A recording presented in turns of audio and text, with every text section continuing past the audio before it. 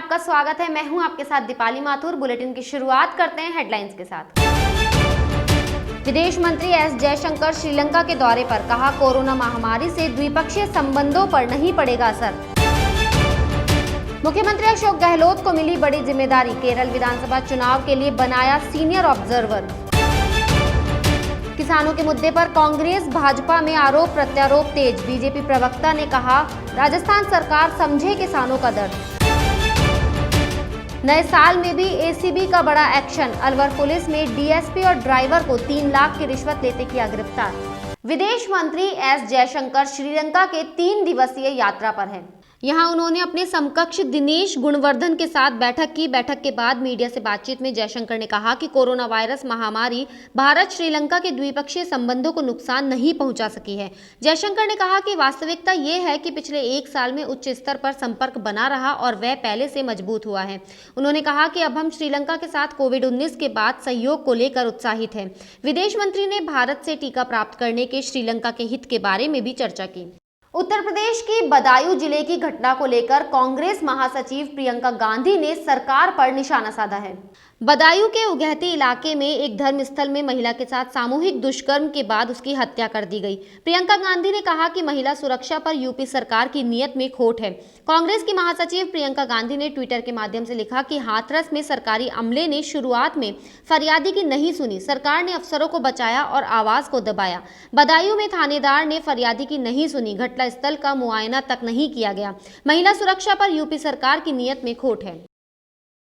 भाजपा ने कर्नाटक के ग्राम पंचायत चुनावों में मिली सफलता का श्रेय मोदी सरकार की नीतियों को दिया है। उन्होंने कहा चुनाव कृषि सुधार कानूनों पर फैलाए जा रहे झूठ के बीच हुए इस चुनाव में जनता और किसानों ने स्पष्ट संदेश दिया है कि उन्हें मोदी सरकार पर भरोसा है। भाजपा के राज्यसभा सांसद और राष्ट्रीय प्रवक्ता राजीव चंद्रशेखर ने पार्टी मुख्यालय पर प्रेस कॉन्फ्रेंस में ये बात कही। उन्होंने कहा कि पिछले 10-11 महीनों में देश के सामने 2 चुनौतियां आई है, एक तो कोरोना वायरस की और दूसरी झूठ, पाखंड और यू टर्न की राजनीति, जिसकी शुरुआत 2019 से पहले शुरू हुई थी। कांग्रेस ने आगामी विधानसभा चुनावों को लेकर तैयारियां शुरू कर दी है। राहुल गांधी ने मुख्यमंत्री अशोक गहलोत को एक बड़ी जिम्मेदारी सौंपी है। सीएम गहलोत को केरल में चुनाव प्रबंधन का काम सौंपा गया है। केरल चुनाव को लेकर मुख्यमंत्री को सीनियर ऑब्जर्वर बनाया गया है। सीएम गहलोत के साथ लुइजिनो फेलेरियो और जी परमेश्वर को ये जिम्मा सौंपा गया है। गौरतलब है कि आने वाले समय में पश्चिम बंगाल, केरल, असम सहित कई राज्यों में चुनाव होने हैं। सड़क दुर्घटना में घायल व्यक्ति को नजदीकी अस्पताल में समय से इलाज उपलब्ध हो सके, इस दिशा में राजस्थान के सीएम अशोक गहलोत ने संवेदनशील निर्णय लिया है। घायल व्यक्ति को नजदीक के निजी अस्पताल में तुरंत उपचार सुविधा उपलब्ध कराने की अनिवार्यता के संबंध में घोषणा कर दी है। मुख्यमंत्री अशोक गहलोत ने बजट 2020-21 में इसकी घोषणा की थी। उल्लेखनीय है कि कई बार सड़क हादसे में घायल व्यक्ति को अस्पताल में भर्ती कराने से पहले अस्पताल प्रबंधन की ओर से पहले पंजीकरण कराने और काउंटर पर पैसा जमा कराने को कहा जाता है। ऐसे में निदेशालय चिकित्सा एवं स्वास्थ्य सेवाएं द्वारा प्रदेश के सभी संयुक्त निदेशक, सीएमएचओ और पीएमओ को इस संबंध में निर्देश जारी किए गए हैं। प्रदेश में बर्ड फ्लू के रूप में बढ़ रहे एवियन इन्फ्लुएंजा संक्रमण को लेकर प्रदेश की सियासत गर्मा गई है। भाजपा प्रदेशाध्यक्ष डॉक्टर सतीश पूनिया ने सरकार पर पक्षियों में फैल रही इस महामारी की रोकथाम को लेकर गंभीर नहीं होने का आरोप लगाया है। साथ ही ये भी कहा कि इस महामारी का स्प्रेड पोल्ट्री फार्म तक पहुंचा तो ये स्तनधारियों के साथ मानव जीवन के लिए खतरनाक होगा। भाजपा प्रदेश अध्यक्ष सतीश पूनिया के अनुसार जब सांभर झील में पक्षियों में संक्रमण फैला था और फ्लेमिंगो नामक पशु की मौत हुई थी, तब पूरे देश और दुनिया में ये मामला फैला तो प्रदेश सरकार ने आश्वस्त किया कि हम राजस्थान में भी जांच के लिए प्रयोगशाला स्थापित करेंगे, लेकिन आज तक ऐसा कुछ नहीं हुआ। प्रदेश में किसानों को लेकर सियासत गरमाई हुई है।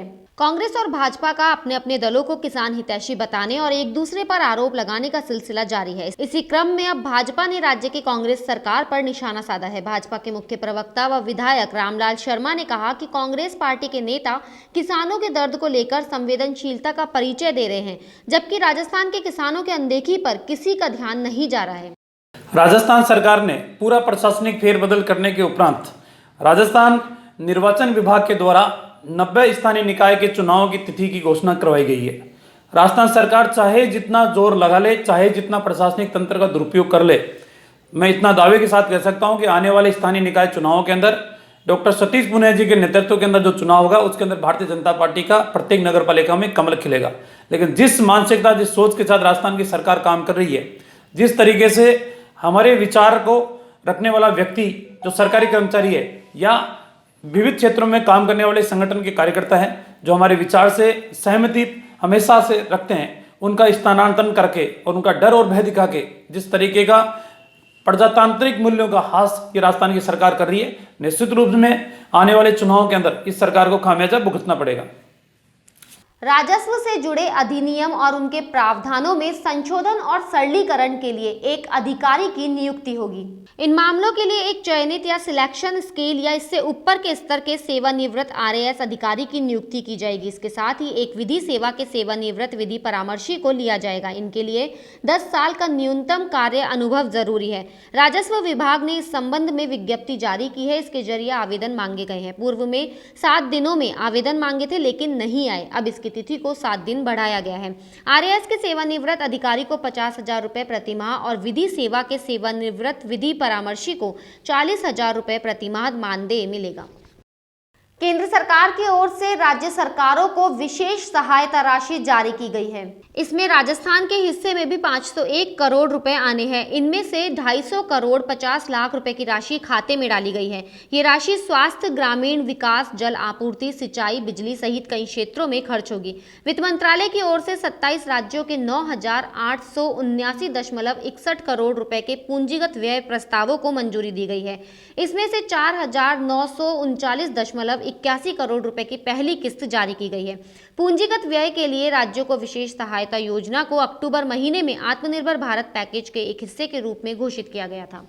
नए साल के शुरुआती दिनों में ही राजस्थान पुलिस के आरपीएस स्तर के अधिकारी ने खाकी पर दाग लगाया है। एसीबी की जयपुर की टीम ने अलवर ग्रामीण डीएसपी सपात खान और ड्राइवर असलम खान को 3 लाख रुपए की रिश्वत लेते रंगे हाथों गिरफ्तार किया है। एसीबी की टीम ने उनके निजी आवास से उनको गिरफ्तार किया। परिवादी रशीद खान के खिलाफ 13 मुकदमे दर्ज हैं।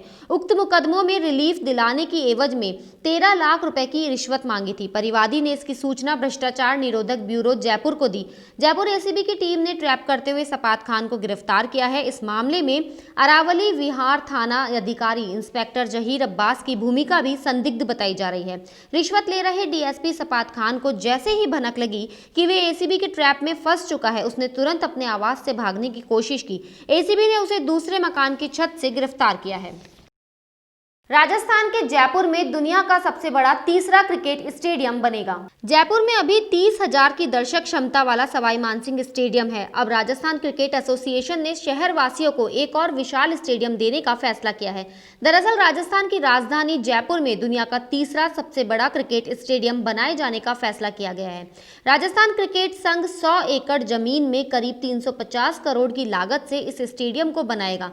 राजस्थान क्रिकेट एसोसिएशन इस स्टेडियम में 75,000 लोगों के बैठने की क्षमता प्रदान करेगा। ऐसे में दर्शकों के बैठने की क्षमता के लिहाज से ये दुनिया का तीसरा और भारत का दूसरा सबसे बड़ा स्टेडियम होगा। दुनिया का पहला बड़ा स्टेडियम अहमदाबाद के मोटेरा में बनकर तैयार हो गया है, जबकि दूसरा ऑस्ट्रेलिया के मेलबर्न में स्थित है। हालांकि मोटेरा स्टेडियम का अभी उद्घाटन नहीं हुआ है। बुलेटिन में फिलहाल इतना ही। अगर आपको हमारा वीडियो पसंद आया हो तो हमारे चैनल को लाइक, शेयर और सब्सक्राइब जरूर करें।